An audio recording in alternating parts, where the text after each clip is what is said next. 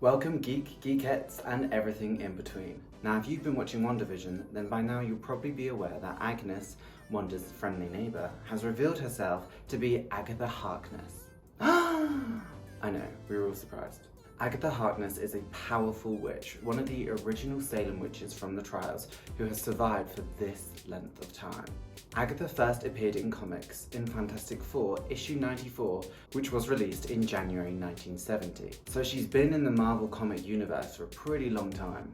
Throughout her stint in the comics, she's appeared on both the sides of good and evil, so it's really unclear which direction the Marvel Cinematic Universe is going to take with her at this moment in time. So, to explore all of these possibilities, I'm doing my comic character spotlight on Agatha Harkness, and telling you guys her must-know facts. Number 1. Her relationship with the Fantastic Four. When Agatha Harkness was first introduced in the comics, she was acting as the governess of Franklin Richards, who is the mutant child of Sue and Reed Richards of the Fantastic Four.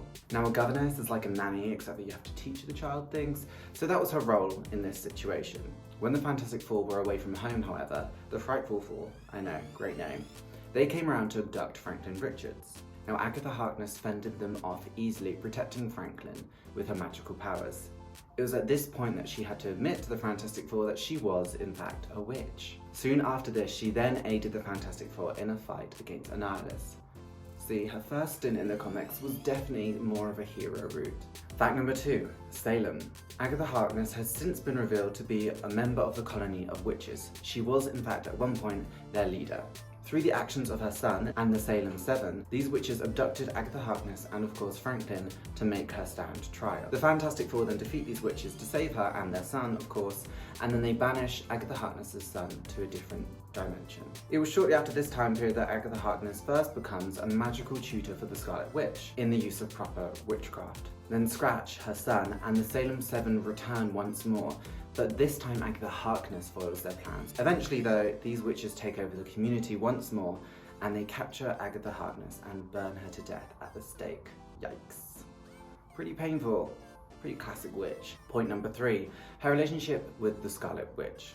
Now of course, due to WandaVision, this is probably what she is now most well known for. So I already mentioned that Agatha Harkness had taken it upon herself to be a magical tutor for the Scarlet Witch, teaching her how to use her magical abilities correctly. Well, Agatha Harkness and the Scarlet Witch defeat the Salem 7 once more, although this time Agatha is helping in some sort of astral form because, well, she's dead.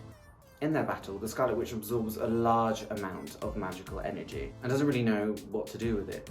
Now, after some very carefully placed hints from Agatha, she directs that magical energy into making herself pregnant with twin sons from herself and Vision. That's not suspicious at all.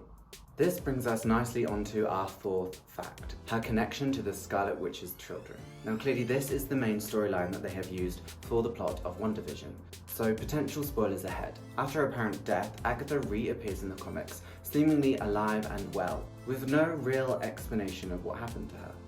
Now the timing of this is pretty interesting because this is just when the Scarlet Witch's children begin acting weird, disappearing for long periods of time.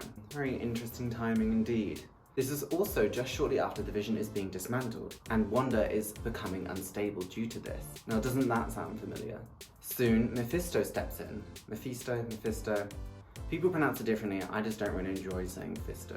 Now he claims that the Scarlet Witch's children are soul fragments of his own. The story continues with Mephisto reabsorbing them. Agatha now takes it upon herself to wipe the Scarlet Witch's memories to help her deal with the trauma.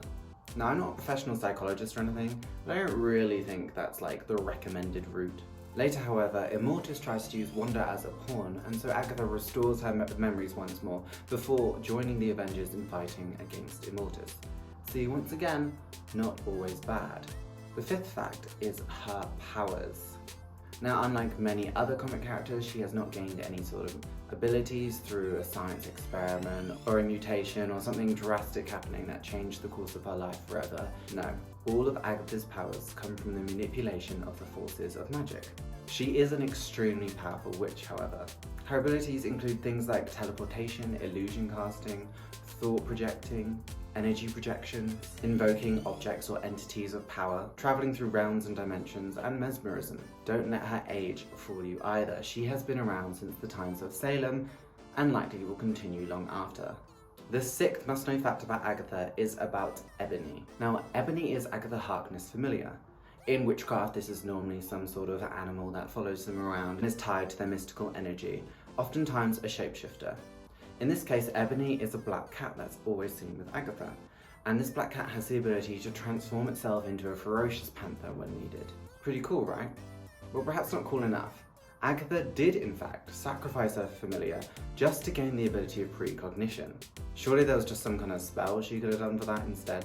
So maybe we can't quite trust in Agatha Harkness's loyalties.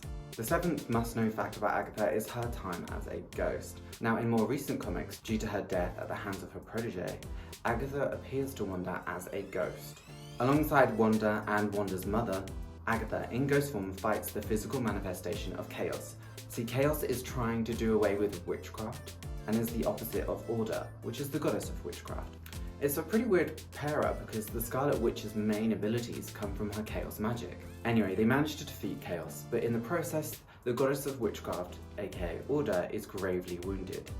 Wanda's mother sacrifices herself to restore order, and in doing so, returns Agatha Harkness to life. Just how we like her. Now, of course, she's not that main a character in the comics. Most of her appearances have been in the background, and the ones where she's in the foreground is because she's following some other character storyline, for instance the Fantastic Four or the Scarlet Witch. So many fans think it's likely that her stint in WandaVision will be a short one, and she won't transfer into any other Marvel project, film or show. However, the fan response to her has been hugely positive. She even has her own theme song. It's stuck in everybody's head.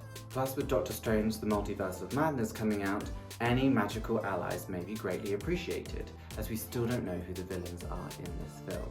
Let me know what you think. Do you think that Agatha is going to be defeated at the hands of Wanda at the end of WandaVision? Or do you think that she'll have the opportunity to prove that she can be a hero as well?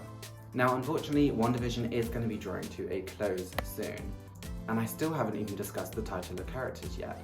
So my next comic character spotlight is going to be on the Scarlet Witch herself, Wanda Maximoff. So if you want an alert of when that is uploaded, please subscribe to my channel.